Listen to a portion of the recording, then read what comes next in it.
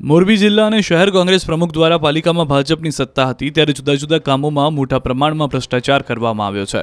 તેની માહિતી છેલ્લા 5 મહિનાથી માંગવામાં આવે છે તો પણ માહિતી આપવામાં આવતી નથી, જેથી મોરબી પાલિકા કચેરીના પટાંગણમાં કોંગ્રેસના જિલ્લાના પ્રમુખ સહિતના આગેવાનોએ આશ્ચર્યજનક કાર્યક્રમ આપ્યો.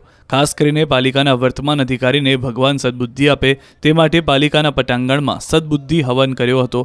મોરબી પાલિકા પાસે છેલ્લા 5 મહિનાથી નંદીઘરમાં કરાવવામાં આવેલા ખર્ચની વિગતો, આવાસ યોજના અને કલમ 45D હેઠળ કરેલા કામોના ખર્ચની વિગતો માંગવામાં આવી છે, પરંતુ પાલિકામાંથી માહિતી આપવામાં આવી રહી છે, જેથી અધિકારીઓએ પણ ભાજપના ભ્રષ્ટાચારને છાવરી રહ્યા છે તેવો આક્ષેપ કોંગ્રેસ જિલ્લાના પ્રમુખે કર્યો છે. મોરબીમાં શનાળા રોડે આવેલા જિલ્લા કોંગ્રેસ કાર્યાલયથી લઈને પાલિકા કચેરી સુધી પદયાત્રા યોજાઈ. ત્યારબાદ મોરબી પાલિકા કચેરીના પટાંગણમાં કોંગ્રેસના જિલ્લાના પ્રમુખ સહિતના આગેવાનોએ પાલિકાના વર્તમાન અધિકારીને ભગવાન સદબુદ્ધિ આપે તે માટે સદબુદ્ધિ હવન કર્યો.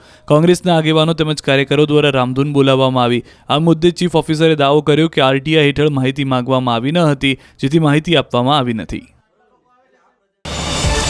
QR કોડ સ્કેન કરો અને ડાઉનલોડ કરો ન્યૂઝ 18 એપ. મેળવો ગુજરાત અને દેશ દુનિયાની પળે પળની અપડેટ્સ.